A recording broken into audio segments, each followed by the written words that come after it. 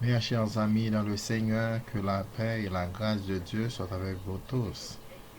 First International Church of Beraka, première église internationale de Beraka, est dans l'air à son programme préparé pour la radio en vue de l'édification des saints et de l'éducation spirituelle des nations en attendant le retour de Christ. Mes chers amis encore, que la paix et la grâce de Dieu soient avec vous tous. Je dis encore, c'est un privilège que le Seigneur nous a permis d'être là pour nous parler de la prophétie de Jonas. Et nous avons quelques semaines de cela, nous avons recevoir dans l'église locale et nous avons commencé à parler de livre ça et l'Éternel jugé bon.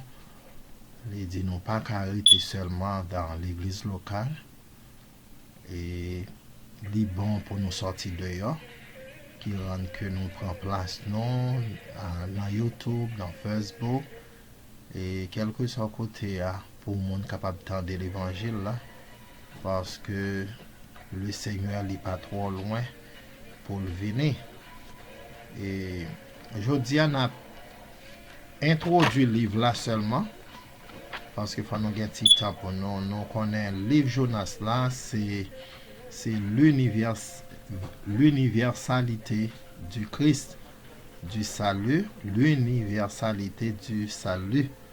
Et dans le livre ça, nous gagnons pour nous capables gagner un message dans le livre ça qui gagne trois grands principaux.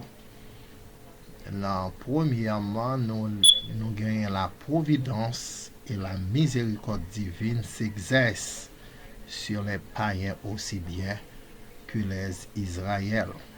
Et deuxièmement, c'est la repentance des païens est agréable à Dieu. Il ouvre la voie du salut. Et troisièmement, le Dieu d'Israël aime tous les hommes. C'est pourquoi le peuple de Dieu est appelé à rentrer dans une attitude de prière à son Seigneur dans Matthieu 5, 45. Nous avons introduit le livre là. Nous Jonas vécu au temps de Jéroboam 2 dans 2 rois 14 verset 25. Il fut un prophète d'Israël. Son nom signifie colombe.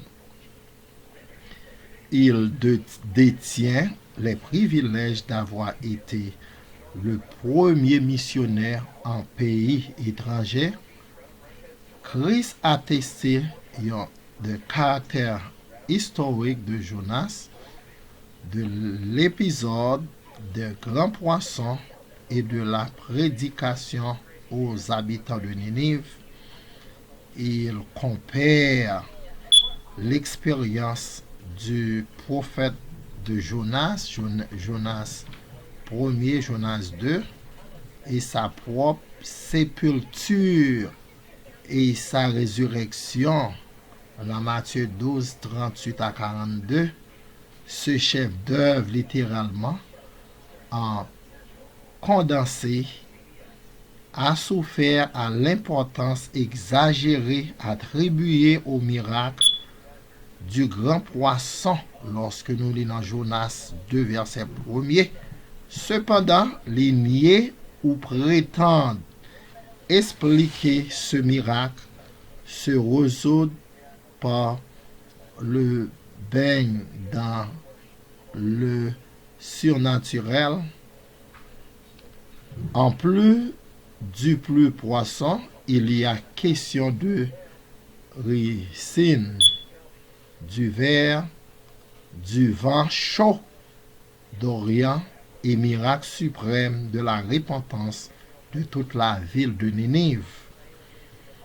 Caractère de Jonas et façon dont Dieu s'occupe de lui préfigure dans ces grandes lignes l'histoire future de la nation d'Israël. Hors de ses frontières, elle devient une cause de trouble pour les païens, tout en tant un témoignage pour eux. Rejetée, elle est cependant miraculeusement préservée. Dans la plus profonde détresse, elle fera appeler au Seigneur comme sauveur. Elle sera délivrée et deviendra alors missionnaire parmi les païens. Dans Zacharie 8, versets 7 à 23. Cependant, Jonas est avant tout un type de Christ, d'envoyé de Dieu, ressuscité des morts pour apporter le salut au monde. C'est ça que nous voyons à travers le livre là, et nous sommes capables de voir des détails que nous avons pour nous parler. Nous avons 7 points pour nous développer, et très prochainement nous avons gagné. Dans 7 points ça yo, nous avons pour nous c'est le témoin, le prophète, les nations, le peuple d'Israël, le résidu, le Christ, Dieu. Et à la prochaine, que bon Dieu vous bénisse.